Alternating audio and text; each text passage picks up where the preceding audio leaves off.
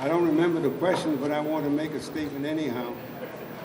When integration occurred in the spring of 1949, I was sent to radar school to become a radar observer, was assigned to the 52nd All-Weather Fighter Group at Mitchell Field, New York, where I enlisted.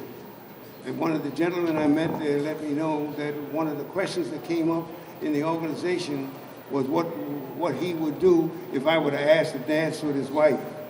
That just shows you the thinking at the time. Now let's move on to the retention of officers during the peacetime. The government became an equal opportunity discharging. So they had the criteria of 3.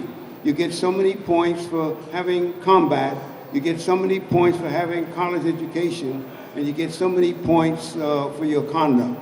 But for college education, I was just a high school graduate, so that was 0. And then for overseas, because of racial discrimination, I had no overseas time. That's 0. And then for education, I got a 0 because and the last one was for conduct. But since I was involved in the mutiny at Freeman Fields, I got a 3rd 0. Zip, you're out of here. Now, what ameliorated that was the fact is that I was discharged, and living in New York, I was looking for a job, and the only job I could go, just from the point of view, I happen to have been a graduate of Stuyvesant High School. Today, still after 100 years, still one of the top high schools in America. That doesn't make me anything. It just makes me a member of that group. So all the privileges that goes with that inures to me, just because I'm a graduate of Stuyvesant High School. That's what happens when you go to the academies. You're just as good as the top graduate of the class because you're one of the boys. You know, like Yale, the Bush family, part of that Yale group. Well, at any rate, when I got discharged, I looked for a job, and I mentioned it because in New York, if you're a high school graduate of Stuyvesant, you'd be picked, but I was never picked. And then the black unit that was being used to make its opportunity was hand in hand with these white companies, and I got a reputation of being a hard guy. I wouldn't accept anything.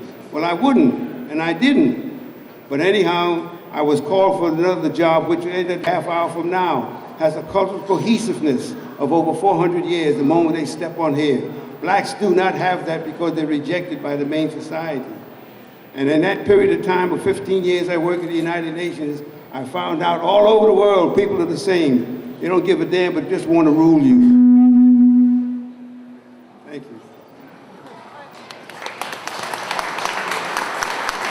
Well, let's have another round of applause for the Tuskegee Airmen. And also at this point, we're going to start our meet and greet. So if you want to get an autograph or have any other questions, you're welcome to come up to the stage at this time, or below the stage, I should say.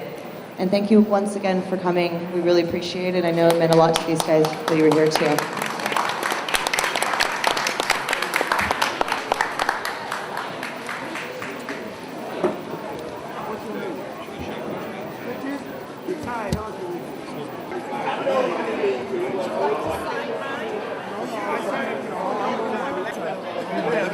Give a damn about it right now. Just get over it.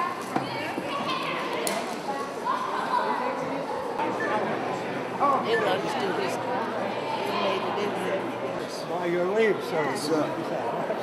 Okay, now I'm recording. Okay, thank you so much. Go ahead and introduce yourself and just say whatever you'd like to for a minute. Thank you so much. Okay, I'm Minnie Grimes, and my husband is Sergeant Clyde Grimes, who was one of the Tuskegee Airmen here today.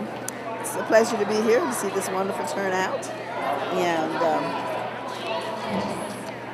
I guess that's about it. No one coming out. I want to make sure that who needs whose signature and what needs to happen.